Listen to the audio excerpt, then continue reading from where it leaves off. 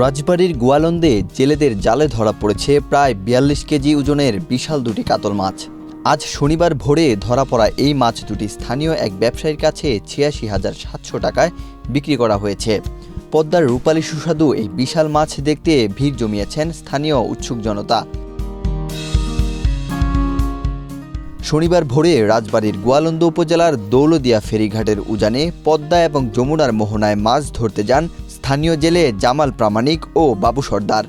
ভোরে জামাল প্রামাণিকের জালে ধরা পড়ে ২৫ কেজি ওজনের ৫০০ গ্রাম ওজনের একটি বিশাল কাতল। ওদের স্বপ্ন পূরণে পাশে থাকতে পেরে আমরা গর্বিত। অন্যদিকে একই এলাকার আরেক জেলে বাবু সর্দারের জালে ধরা পড়ে ১৭ কেজি ওজনের আরও একটি বিশাল কাতল মাছ।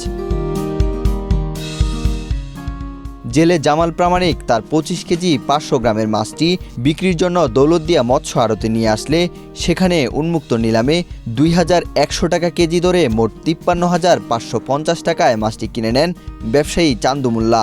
একইভাবে ১৭ কেজি ওজনের দ্বিতীয় কাতল মাছটি ১,৭০০ টাকা কেজি দরে ২৮,৯০০ টাকায় কিনে নেন একই ব্যবসায়ী।